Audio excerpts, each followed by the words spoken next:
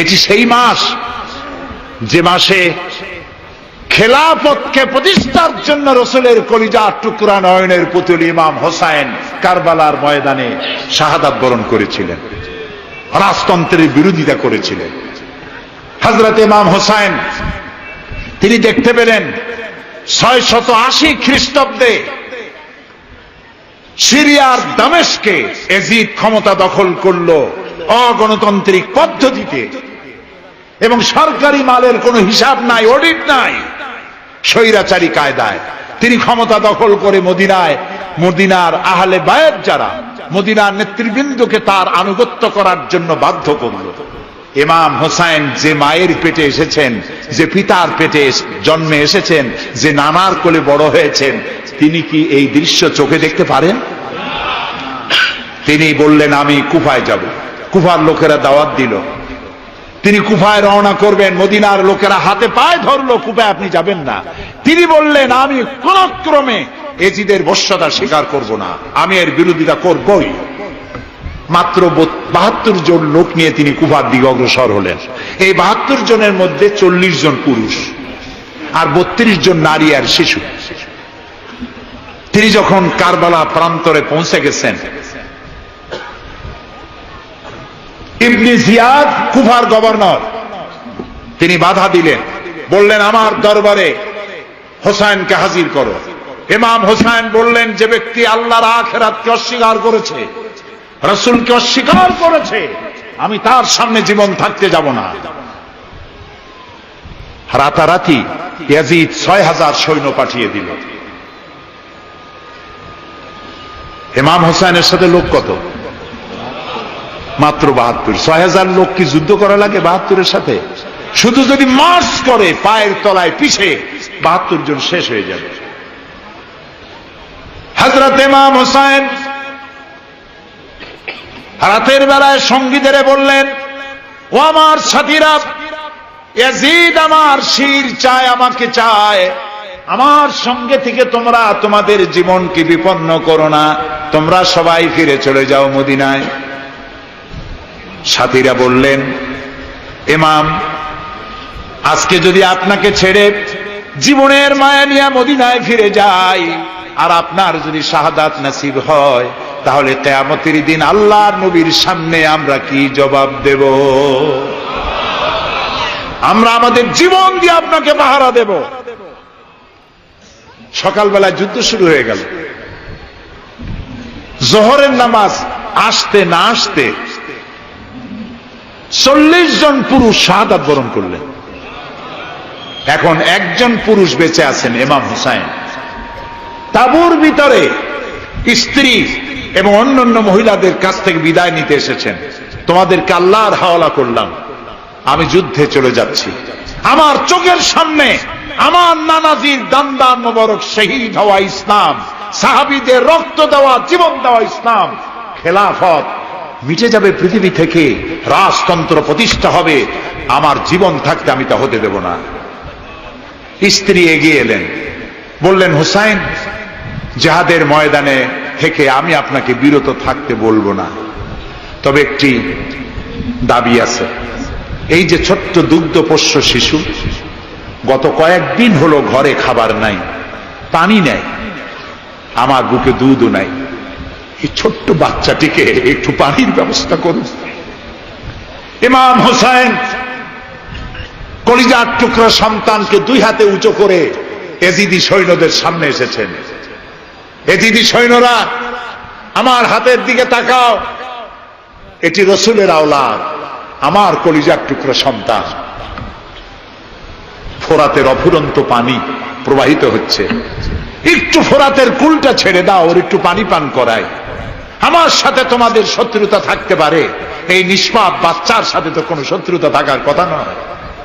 তার এই আবেগপূর্ণ কথা এজিদি সৈন্যদের কলিজায় স্পর্শ করলো না। তারা বিষাক্ত তীর নিক্ষেপ করলো। ইমাম হোসাইনের উঁচু করে ধরা বাচ্চার বুকের ভিতর থেকে বিষাক্ত তীর প্রবেশ করে বেরিয়ে গেল অপর প্রান্ত থেকে, রক্ত ফিনকি দিয়ে বেরিয়ে এলো। ইমাম হোসাইন 2 হাতে আজলা ভরে সেই রক্ত চেহারায় মাখতে লাগলেন। আর বললেন, কলিজার টুকরা সন্তান, সালেহ আলাইহিস সালামের উটনির রক্তের চাইতে তোমার রক্ত পবিত্র। হযরত সালেহ আলাইহিস সালামের চাইতে রাসূলুল্লাহর মর্যাদা অনেক বেশি, তুমি তার আওলাদ। বাচ্চাকে কোলে করে নিয়ে স্ত্রীর কাছে গিয়ে বললেন, স্ত্রী, এই নাও তোমার বাচ্চা, ঠান্ডা হয়ে গেছে, এমন পানি পান করেছে কিয়ামত পর্যন্ত পানি পানি বলে তোমারে আর বিরক্ত করবে না। ইমাম হোসেন লড়াই করলেন ময়দানে, বহু সংখ্যক সৈন্য হতাহত করে ফোরাতের কুল উন্মুক্ত করে ঘোড়ার পৃষ্ঠ থেকে নেমে এক আস্তা পানি তুলেছেন, পানি পান করবেন। মুখের কাছে যখন আকণ্ঠ তৃষ্ণার্ত পিপাসার্ত হোসাইন মুখের কাছে পানি নিয়েছেন, হঠাৎ ভেসে উঠল মনের পর্দায়, একটু আগে আমার কলিজার টুকরা সন্তান এই পানির অভাবে চলে গেল। 40 জন মানুষ বিদায় হলো, এক ফোঁটা পানি দিতে পারলাম না, এই পানি আমি কেমনে খাই? হাতের থেকে পানি পড়ে গেল। অশ্বের পৃষ্ঠে আরোহণ করলেন, চতুর্দিক থেকে তীর আর তরবারি আসতে লাগলো। ইমাম হোসেন বললেন, থামো, একটু থামো, তোমরা কাকে তীরবিদ্ধ করছো? আমি কি তোমাদের রসূল মুহাম্মদ সাল্লাল্লাহু আলাইহি সাল্লামের নাতি নই? আমি কি তোমাদের রসূলের কলিজার টুকরা মা ফাতেমার নয়নের মণি নই? কেমন করে আমার গায়ে তোমরা তীর মারো? উম্মে সালমা, আমাদের মা উম্মে সালমা রাদিয়াল্লাহু তাআলা আনহা, সকাল বেলায় 11ই মুহররম সকাল বেলায় তিনি ঘরে বসে কাঁদতেছেন। কয়েকজন প্রতিবেশী মহিলা এসে বলছেন, মা আপনি কাঁদেন কেন? তিনি বলছেন, আজকে রাত্রে আমি স্বপ্নে দেখেছি রাসূলুল্লাহ আমার বাড়ি এসেছেন। আমি দেখতে পেলাম আল্লাহ রসুলের চোখ দিয়ে পানি পড়ছে, দাড়ি মোবারক ধুলা মাখা, বুক কাটা বলি। আমি জিজ্ঞেস করলাম, ইয়া রাসূলুল্লাহ, আপনি কাঁদেন কেন? মুখখানা মলিন কেন? দাড়ি মোবারকে ধুলাবালি কেন? রাসূলুল্লাহ বললেন, উম্মে সালমা, তুমি জানো না আমি এইমাত্র কারবালা থেকে এসেছি। আমি দেখে এলাম আমার কলিজার টুকরা হুসাইনের শির মুবারক তার দেহ থেকে বিচ্ছিন্ন করে ঘোড়ার পদতলি, ঘোড়া দিয়ে পদদলিত করা হয়েছে তার দেহ মুবারক। ইসলাম এত সহজে আসে না, অনেক রক্ত পাড়ি দিয়ে এসেছে ইসলাম। হযরতে হোসাইনের মস্তক মুবারক ইয়াজিদি সৈন্যরা একটা প্লেটে করে নিয়ে কুফার গভর্নর ইবনে জিয়াদের সামনে রেখেছে। ইবনে জিয়াদ চেয়ারে বসা, সিংহাসনে বসা, ইমাম হোসাইনের মস্তক মুবারক তার পায়ের কাছে রেখেছে। কলঙ্কিত ইতিহাস, কি করে আমি শুনাই আপনাদেরকে? ইবনে জিয়াদ চেয়ারে বসে পায়ের কাছে রাখা ইমাম হোসাইনের ঠোঁটের উপরে লাঠি দিয়ে নাড়তেছে। হযরত যায়েদ রাদিয়াল্লাহু তাআলা আনহু 80 বছর বয়স, তিনি বলছেন, ইবনে জিয়াদ, এতক্ষণ যা করেছো মুখ বুজে সহ্য করেছি, কিন্তু এখন যেটা তুমি করতেছো পায়ের কাছে কার ব্যথা? তুমি যে ঠোঁটের উপরে লাঠি দিয়া নাড়তেছো, আমি যায়েদ, আমি দেখেছি রাসূলুল্লাহ 1000 বার এই মুখের উপরে চুমা খেয়েছে। তোমার বেয়াদবি বন্ধ করো। প্রিয় ভাই সব, রাজতন্ত্র নয়, পরামর্শ ভিত্তিক সমাজ ব্যবস্থা প্রতিষ্ঠার জন্য আল্লাহ তাআলা ইসলাম দিয়েছেন, দ্বীন দিয়েছেন। সেই জীবন ব্যবস্থা ইসলাম আজকে এই পৃথিবীতে মুসলমানদেরকে সন্ত্রাসী জাত হিসেবে চিহ্নিত করার জন্য, উগ্র জাতি হিসেবে, সহিংস জাতি হিসাবে, অগণতান্ত্রিক জাতি হিসাবে প্রমাণিত করার জন্য পাশ্চাত্য শক্তি তারা নবী করিম সাল্লাল্লাহু আলাইহি ওয়াসাল্লামের ব্যঙ্গচিত্র এঁকে দুনিয়ায় ছড়িয়ে দিয়েছে। আজকে জুমার খুতবায় আমি কসাই মসজিদে বলেছিলাম, রাসূলুল্লাহর মাথার উপরে বোমা আকৃতির পাগড়ি বেঁধেছে, পাশে 2টা অর্ধনগ্ন মেয়ে লোক রেখেছে। নাউজুবিল্লাহ। তোদের মতো অসভ্য আছে পৃথিবীতে? ডেনমার্ক, আমেরিকা, ইউরোপ, তোমরাও কি মানুষের মতো কাজ করেছ? বিশ্ব নবী পৃথিবীতে সব দিয়েছেন, কিছু নেন নাই। তাকে অপমান করার অর্থ হচ্ছে মানব সভ্যতাকে অপমান করা। রাসূলকে অপমান করার ক্ষমতা কারো নাই। তার সম্মান পাহাড় সমান নয়, তার সম্মান আকাশ সমান নয়। রাসূলের সম্মান আল্লাহর আরশ পর্যন্ত। আল্লাহ তার আরশে আজিমে কাউকে দাওয়াত দেন নাই, বিশ্ব নবীকে দাওয়াত দিয়েছিলেন। আমি আমার বরিশালবাসীদের বলবো,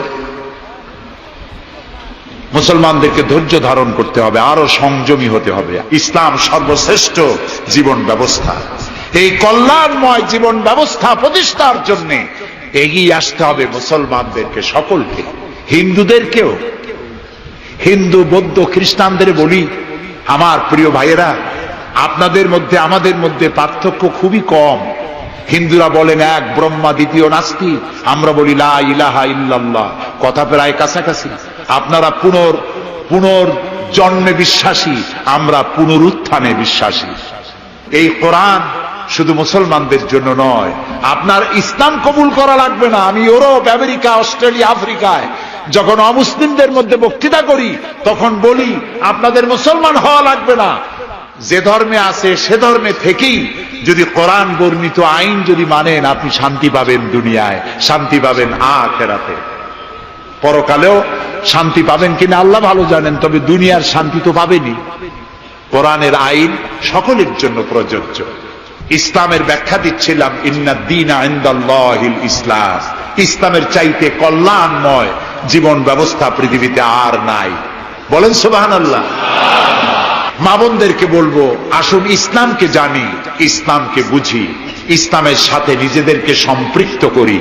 এটি শুধুমাত্র নামাজ, রোজা, হজ, যাকাতের ধর্ম নয়। নামাজ, রোজা, হজ, যাকাত সহ অর্থনীতি, সমাজনীতি, রাষ্ট্রনীতি সবকিছুর সমন্বয় একটা জীবনের স্কিম, একটি পরিকল্পনা যা দিয়েছেন আল্লাহ তাআলা। সুবহানাল্লাহ। আমাদের দেশে ইসলাম এসেছে বড় বড় আলেম আর বড় বড় আল্লাহর ওলিদের মাধ্যমে ইসলাম এসেছে। হযরত খানজাহান আলী রহমতুল্লাহ আলাইহির কবর আছে না? কোথায়? বাগেরহাটে। খালি কুমির দেখেন না, ইতিহাস দেখেন। তিনি এসে, মানুষের খাবার পানি ছিল না, বড় বড় দিঘি কেটেছেন। এই ছিল তাদের কাজ। দিঘি কেটেছেন, পুকুর করেছেন, রাস্তা করেছেন, মসজিদ করেছেন। হযরত শাহজালাল রহমতুল্লাহ আলাইহি গৌর গোবিন্দের বিরুদ্ধে যুদ্ধ করা লাগে নাই, শুধু আযান দিয়েছেন আর তাদের মূর্তিগুলির কম্পন শুরু হলো। গৌর গোবিন্দ দৌড়াইয়া পলাইয়াও কুল পায় নাই, বিনা যুদ্ধেই দখল হয়ে গেছে সিলেট। সুবহানাল্লাহ। রব্বানা যালামনা আনফুসানা ওয়া ইন লাম তাগফির লানা ওয়া তারহামনা লানাকুনান্না মিনাল খাসিরিন। রব্বানা যালামনা আনফুসানা وَإِن لَّمْ تَغْفِرْ لَنَا وَتَرْحَمْنَا لَنَكُونَنَّ مِنَ الْخَاسِرِينَ।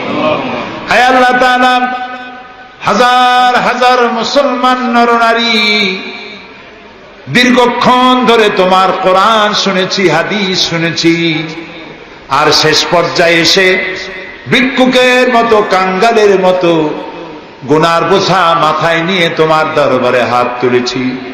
দয়া করে মেহেরবানি করে আমাদের জিন্দেগীর সমস্ত গুনাহ খাতাকে মাফ করে দাও। আমাদের মধ্য থেকে আমাদের মা বাপ দুনিয়া থেকে যারা বিদায় হয়ে গেছে, আয় আল্লাহ রব্বুল আলামিন, মা বাপের কবরগুলিকে জান্নাতের টুকরা বানায়া দাও। রব্বির হামহুমা কামা রব্বায়ানি সগীরা। সবাই পড়েন, রব্বির হামহুমা কামা রব্বায়ানি সগীরা।